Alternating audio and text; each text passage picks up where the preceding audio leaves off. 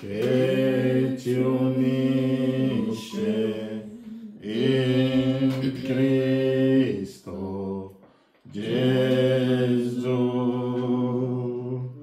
il santo amore, l'amore divino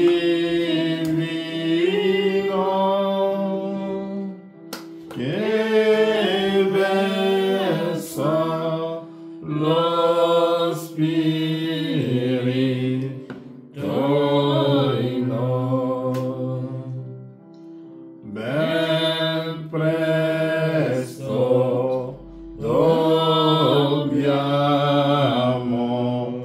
lasciare i luoghi da pellegrino,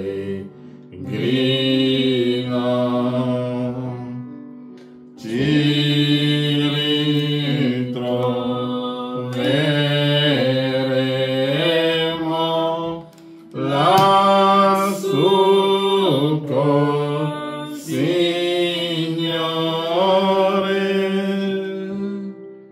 per sempre uniti in Lui. Ben presto dobbiamo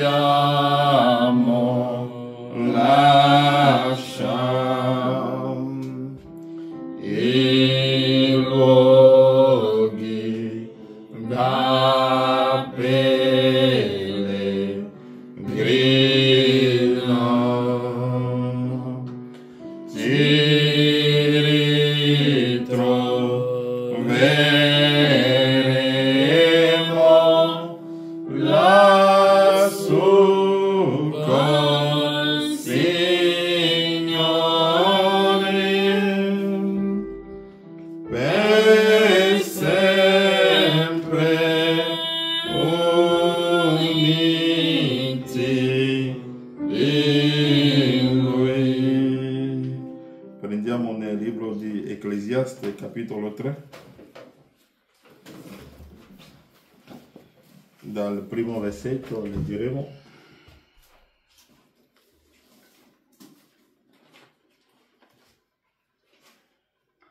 Per tutto c'è il suo tempo, c'è il suo momento per ogni cosa sotto il cielo. Un tempo per nascere e un tempo per morire. Un tempo per piantare e un tempo per sradicare ciò che è stato piantato. Un tempo per uccidere e un tempo per guarire. Un tempo per demolire e un tempo per costruire. Un tempo per piangere e un tempo per ridere. Un tempo per far cordoglio e un tempo per ballare. Un tempo per gettare via pietre e un tempo per raccogliere. Un tempo per abbracciare e un tempo per astenersi dagli abbracci. Un tempo per cercare e un tempo per perdere. Un tempo per conservare e un tempo per buttare via. Un tempo per strappare e un tempo per cucire. Un tempo per tacere e un tempo per parlare. Un tempo per amare e un tempo per odiare. Un tempo per la guerra e un tempo per la pace. Che profitto trae dalla sua fatica colui che lavora. Amen. Amen. Inchiniamo i nostri capi. Padre, ti ringraziamo ancora oggi per questo privilegio che possiamo stare qui questa sera per ascoltare la tua parola. Lasciamo l'atmosfera nelle tue mani, Padre. Confido, lascio anche nelle tue mani, Padre, i miei cari fratelli e sorelle, Padre. Lascia che il tuo Spirito Santo possa guidare la nostra vita e che l'influenza che tu ci hai mandato tramite Malachia 4 possa aiutarci e che possiamo saltare, Padre, come dei vitelli ben nutriti sotto le ali del sole della giustizia. Grazie, Padre, nel nome di Gesù Cristo. Amen. Amen. Ok, che stiamo parlando sempre Siamo sempre nel libro di Apocalisse. Siamo nel libro di Apocalisse capitolo 5. Abbiamo visto che nel libro di Apocalisse 5, quando Giovanni era lì, che Giovanni aveva già visto il mistero del trono, ha visto i 4 esseri viventi, ha visto gli anziani, a un certo momento ha sentito la voce che hanno chiamato il parente redentore, ed è stato detto tramite l'angelo chi è degno di aprire il libro e di rompere i sigilli. Ed è un libro che è sigillato sia di dentro che di fuori, e non c'era nessuno che sia degno di prendere questo libro e di aprire i sigilli. Allora Giovanni si è messo a piangere, e Branham ci dirà che Giovanni si è messo a piangere perché se il libro non è stato preso e aperto, allora tutta la creazione va persa e Satana avrebbe vinto la battaglia, perché lo scopo di Satana quando fu mandato sulla terra è di distruggere l'opera di Dio, e l'opera di Dio è l'uomo, perché è la perfezione, perché l'uomo è stato fatto all'immagine di Dio, e quando Satana è sceso sulla terra è per distruggere questo uomo che è fatto all'immagine di Dio.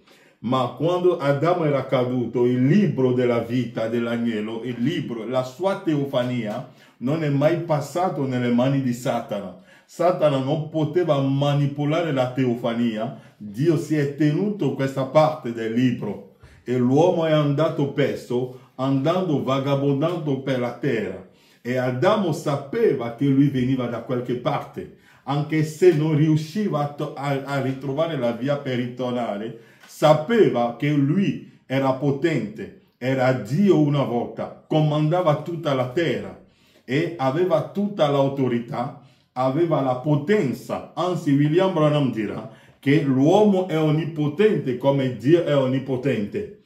Ma a un certo momento questa potenza di Adamo l'ha perso, perché ha venduto i suoi diritti sulla vita per ascoltare la sapienza di Satana. E come l'avevo sempre fatto notare, a un certo momento Lucifero, quando è sceso nel giardino dell'Eden, ha venduto a Eva quello che Eva aveva già. Perché quando Lucifero è sceso in Eden, ha detto a Eva: io ti darò un insegnamento che farà di te Dio. Ma Eva era già Dio. Amen. Eva era già Dio. Dipende dall'immagine che voi avete di Dio. Yes. Perché la gente pensa che essere Dio è di fare opere distruttive, grandi, aerei, navi, tutte queste cose qua. No. Perché se voi guardate nella natura, le grandi cose che Dio ha fatto, le ha fatto nella semplicità. Prendete l'erba, cresce senza fare rumore. Guardate il sole, che dà la luce a tutta la terra, ma non fa nessun rumore. Ma guardate le centrali, la luce elettrica che abbiamo a casa. Per avere la luce elettrica, l'uomo ha dovuto uscire, è andato a prendere l'uranium, è andato a fare così, ma Dio, facendo le sue cose, l'ha fatto nella semplicità, senza fare nessun danno a nessuno. Dunque, Satana è venuto in Eden per vendere a Eva quello che Eva era già. Eva era Dio. Eva comandava tutta la natura. Eva poteva sposare gli alberi, perché tutto quello che era nel giardino dell'Eden è stato messo al piacimento del padrone di casa, che è Adamo. Se la posizione di un albero non piaceva a Eva, Eva poteva spostare quell'albero a suo piacimento. È come una donna nella sua casa che dispone la cucina o la casa a suo piacimento. Ed è questo potere che Adamo e Eva avevano nel giardino dell'Eden. Tutte le bestie che abbiamo oggi portano i nomi che Adamo aveva dato a queste bestie. Dunque Adamo era Dio, anzi era Dio in Adamo che dava i nomi. Ma Satana scende e dice a Eva: ti voglio fare diventare Dio. Ma Eva era già Dio. E quando Eva ha ascoltato la predicazione di Satana, ha perso il suo diritto sulla vita. Anzi, l'albero della vita si allontanò. Dio ha preso l'albero della vita e l'ha custodito, affinché l'uomo non si avvicina più all'albero della vita. E l'albero della vita non è nient'altro che la vostra teofania, che ora deve ritornare a voi affinché voi potete capire meglio la parola di Dio, la vostra origine. E per questo che quando i sigilli furono aperti, quando le teofanie sono state liberate e che abbiamo capito il mistero, allora abbiamo capito che non eravamo ubriaconi, non eravamo prostitute, non eravamo ladri, ma siamo nel dramma di Dio. E per questo che quando avevo preso l'esempio di Tamar si è vestita come una prostituta, ma non era una prostituta. E avevo detto anche Rahab, tutte le prostitute di Gerico potevano pensare che come Rahab avevano le stesse origini, ma non avevano le stesse origini, perché l'origine di Rahab è l'eternità, ma loro vengono dall'inferno. E dunque c'è una differenza, non siamo gli stessi, non abbiamo le stesse origini, anche se Caino e Abele escono dalla stessa chiesa, cioè dalla stessa Eva, hanno preso lo stesso seno, lo stesso latte, ma non hanno le stesse origini. La stessa cosa per Esau e Giacobbe, e che è la chiesa che le ha messe al mondo. Rebecca, avevano lo stesso padre, un profeta, ma avevano delle origini diverse. Dunque bisogna capire tutte queste cose qua.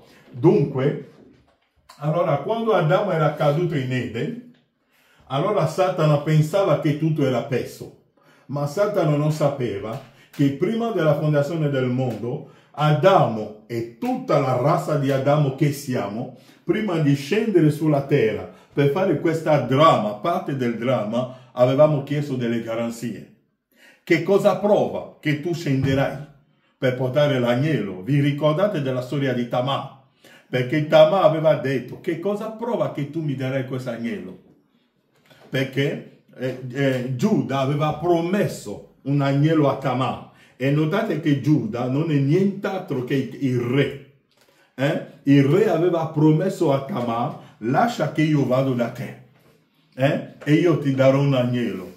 Ma Tamar ha detto, voglio delle garanzie, perché se tu non mi dai delle garanzie io non ti lascerò fare, perché se io scendo e cado nel peccato, che cosa prova che io non rimarrò lì nell'abisso? Che cosa prova? Perché Tamar conosce la legge. Tamar sa che una donna che commette l'adulterio deve essere bruciata. Tamar lo sapeva. Allora Tamar sa che il giorno in cui Giuda scoprirà che lei è incinta, Giuda dirà bruciatela, perché Giuda voleva liberarsene. Allora Tamar ha chiesto delle garanzie, e quello che ha fatto Tamar non è a caso, sono delle cose che sono scritte prima della fondazione del mondo, fa parte del dramma di Dio. Allora Tamar aveva chiesto delle garanzie, aveva chiesto la cintura, il bastone e il sigillo, e l'abbiamo paragonato al ticket cinese. Perché i cinesi, quando sono arrivati in America, non sapevano né leggere né scrivere.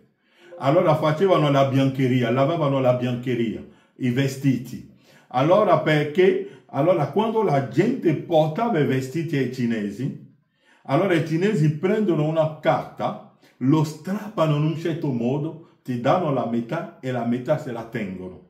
Quando tu ritorni per prendere il tuo vestito, devi portare la metà che lui ti ha dato, e quella metà deve combaciare con la metà che c'ha lui. Se tu lo vai a fabbricare un'altra metà e lo porti, il vestito non te lo dà, perché si devono combaciare, perché lui solo sa come l'ha strappato. C'hanno un modo di farlo, non potete falsificarlo, e per questo che un Vangelo falsificato non attirerà la sposa.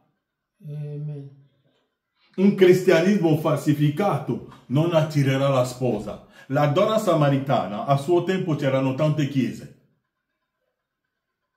Anche lei andava in chiesa, perché se leggete la Bibbia dice che è venuta al pozzo che Giacobbe aveva dato a suo figlio Giuseppe.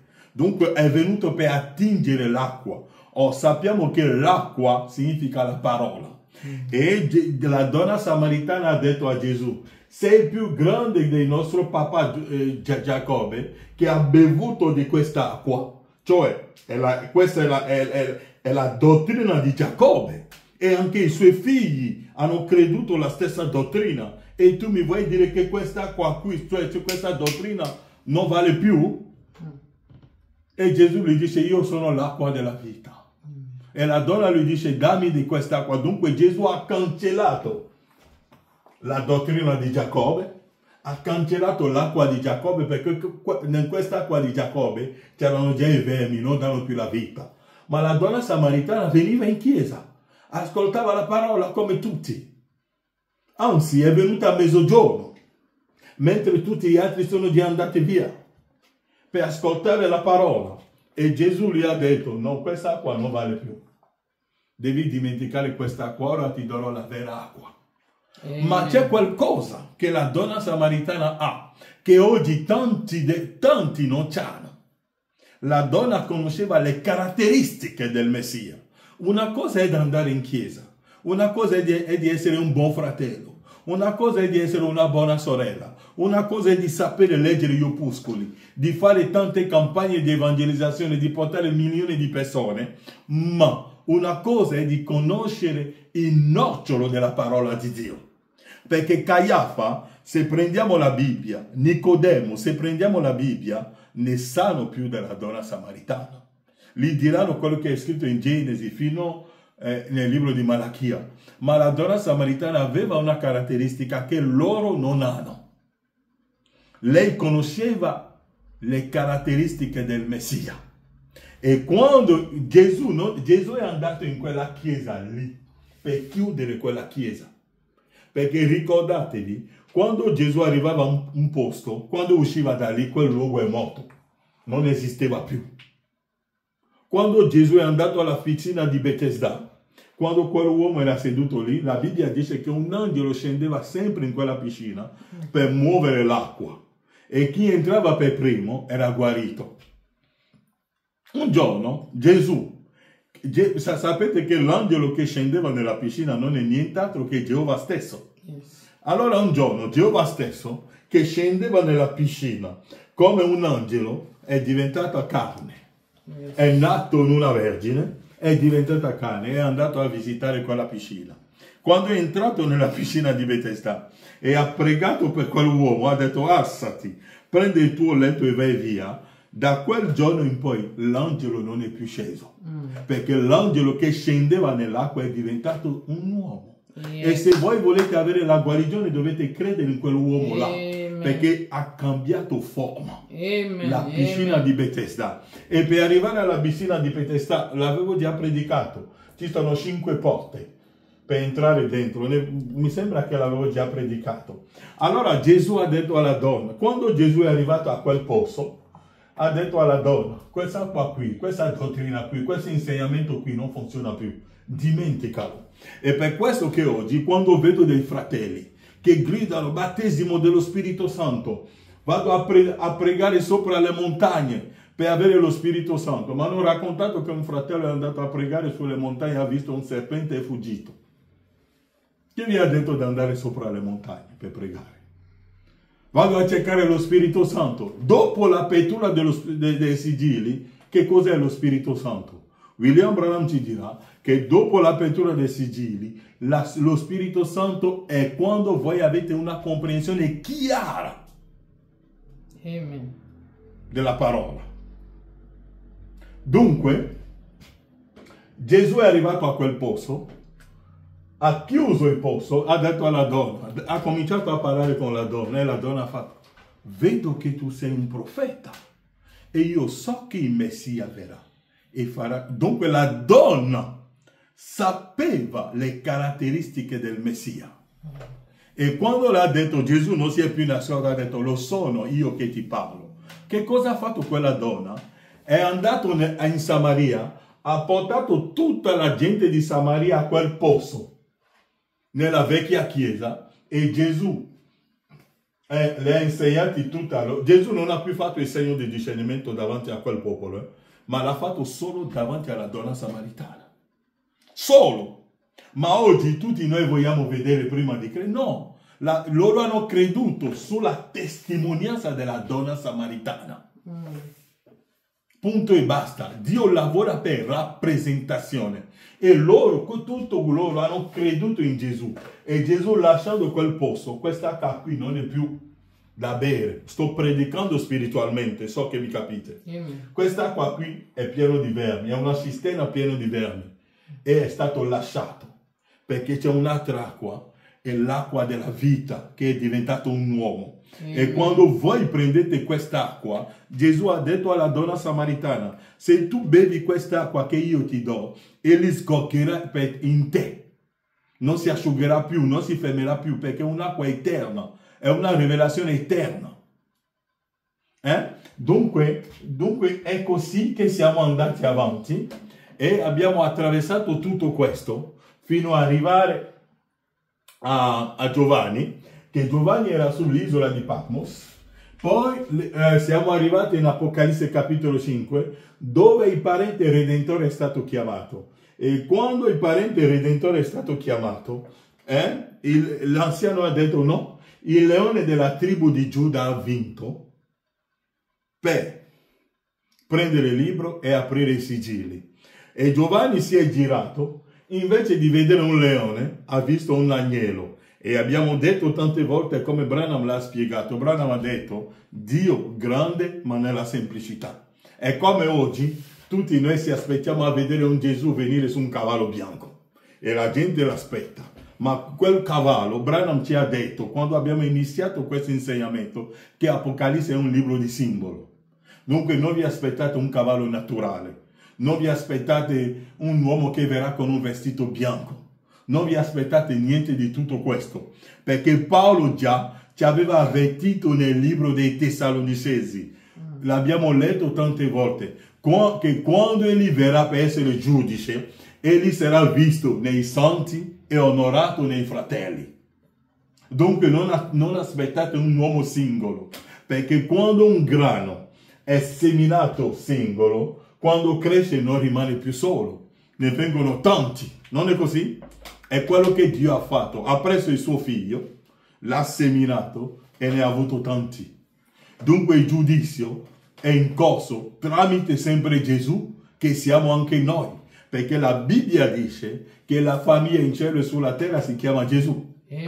Perché quando Gesù è venuto ha detto: sono venuto nel nome di mio Padre. E siamo tutti venuti nel nome, perché è il nome della famiglia. Dunque, e a Giovanni l'anziano ha detto: il leone della tribù di Giuda ha vinto. E il leone della tribù di Giuda è venuto, ha preso il libro.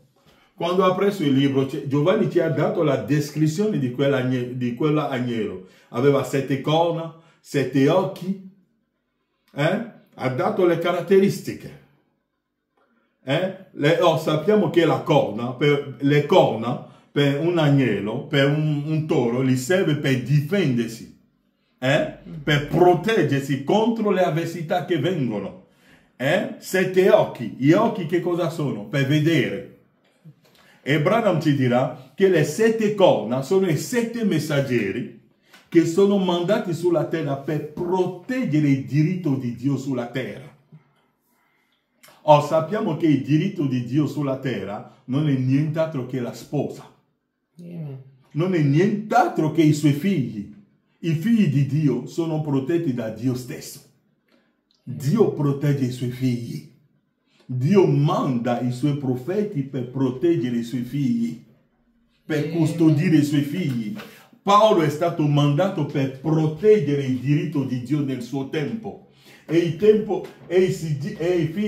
diritto di Dio in quel tempo erano i fratelli dell'epoca di Paolo, Efeso. Sono i fratelli che erano in quella epoca, perché Dio non le lasciasse cadere nella falsa dottrina dei Nicolaiti. Ha mandato Paolo affinché Paolo possa insegnare correttamente la parola di Dio, affinché non bevono il veleno dell'anticristo, perché l'anticristo ha iniziato la sua cavalcata come il cavallo bianco già dalla prima epoca.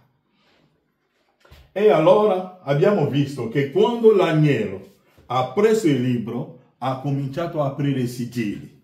Ha aperto il primo sigillo, Giovanni l'ha visto, era un cavallo bianco.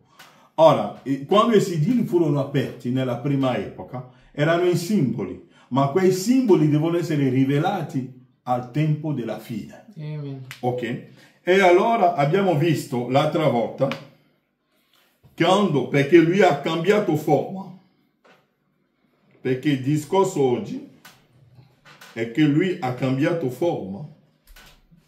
Quando ha preso il libro, avevo predicato sulla fine della mediazione,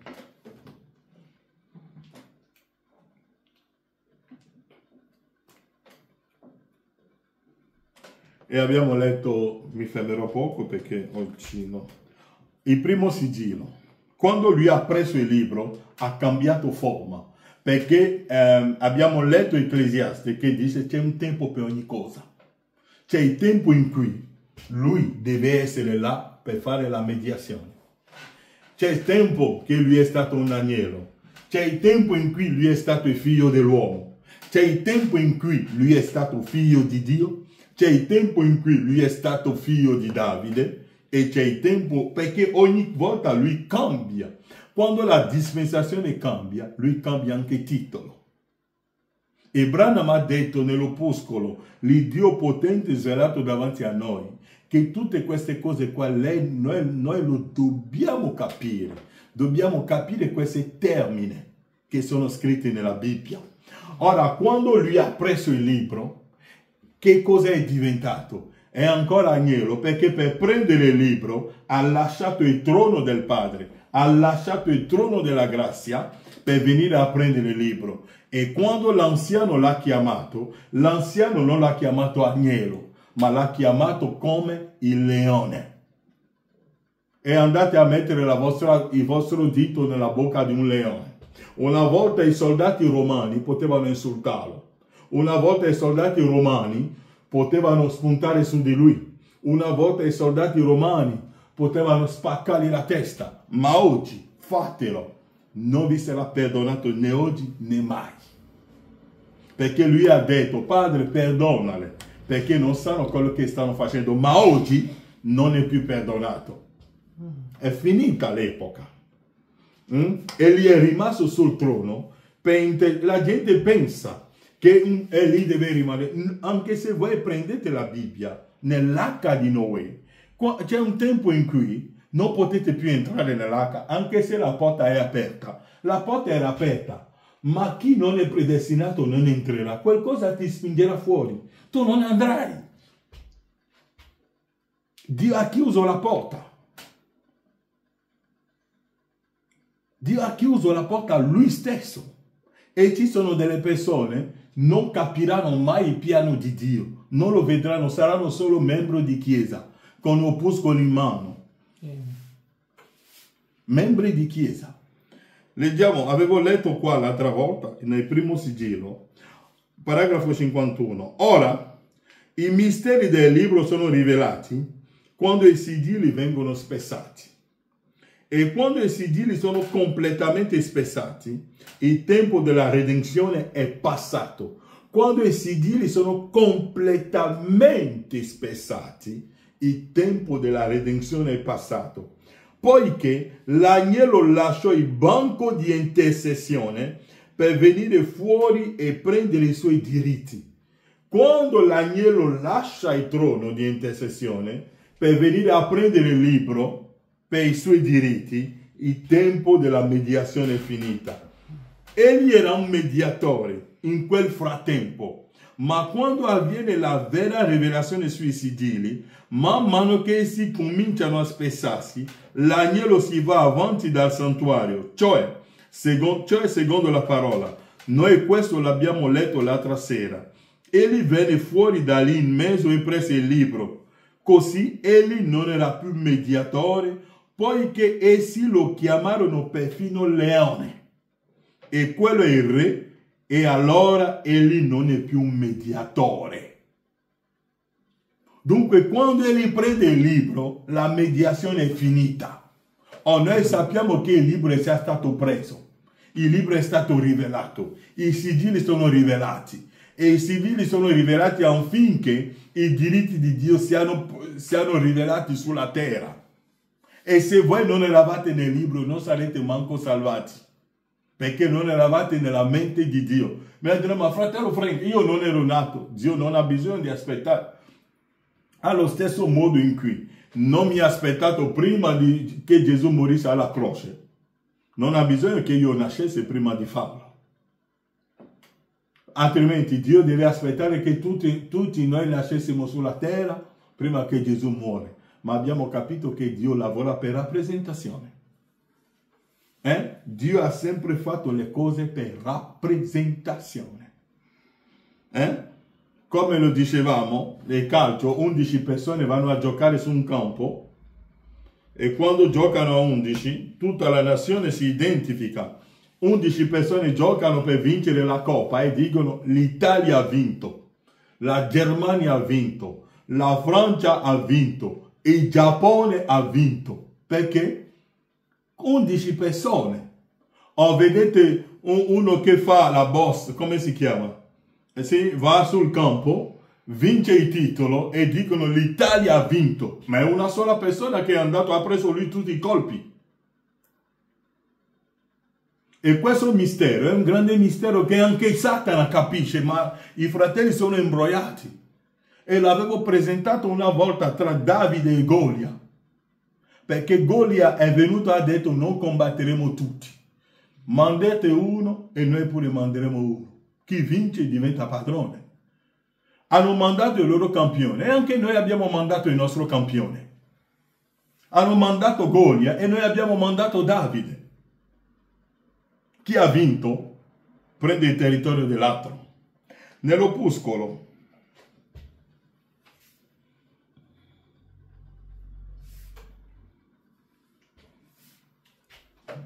che lo prendo qua.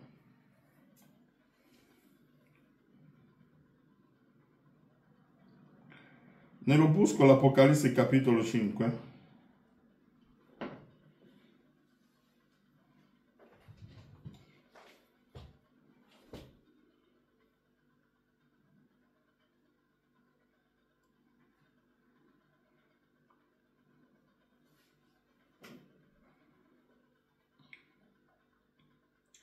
Paragrafo 121.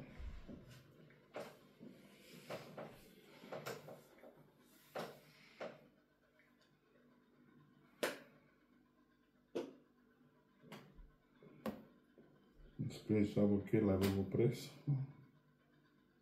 Scusatemi che lo prendo qua rapidamente. È una predicazione di 61.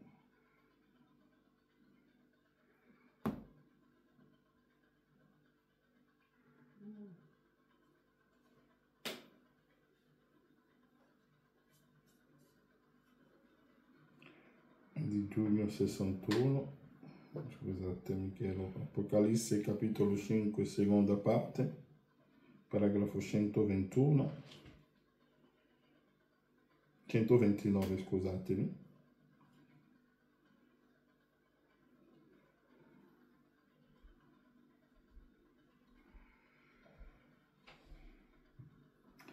Il sesto versetto, Apocalisse capitolo 5 seconda parte, predicato in 61, 18 giugno 61. Ora, il sesto versetto, o parte del quinto versetto, l'anziano nel quinto versetto aveva ragione quando dice, ecco un agnello, ma quando si guardò attorno vide un leone, era un leone invece di un agnello, ma poi cos'era? La sua opera di mediazione era finita. Di mediazione, egli era smise di essere mediatore alla fine dell'epoca della Chiesa per diventare il leone della tribù di Giuda. La sua opera di mediazione era finita ed egli doveva diventare un leone, il quale era il giudice. Ora, egli prese, quando egli prese il libro della mano, dunque quando egli ha preso il libro, la sua opera di mediazione era finita. E abbiamo detto l'altra volta che questo va a porre tanti problemi. Ma alcune cose, come ha detto fratello Branham, le diciamo, non le spieghiamo. Affinché alcuni se ne vanno, che alcuni si siedono per riflettere che alcuni vanno a studiare la cosa. Dunque, l'opera di mediazione, non è che Gesù sarà sempre lì a fare la mediazione aspettando qualcuno. I tempi cambiano. C'è un tempo per avere la grazia e c'è un tempo per il giudizio. C'è un tempo che Gesù piangeva, ma c'è un tempo che lui non piange più. C'è un tempo che lui poteva dire entrate, ma c'è un tempo anche lui stesso dirà alle persone andate via. Che lui dirà non vi ho mai conosciuto. Dunque c'è un tempo per ogni cosa. Come ha detto Salomone, c'è un tempo per amare e c'è un tempo per odiare. Dio può odiare. Dio ha detto io ho amato Giacobbe ed ho odiato Esau. Dio pure può odiare. C'è l'odio di Dio. Dio ha detto io ho amato Giacobbe ma ho odiato Esau. Ma Esau era un membro di chiesa, un perfetto membro di chiesa, che si occupava bene del profeta. Lui portava le offerte, le decime, gli dava da mangiare, ma Dio ha odiato il suo spirito.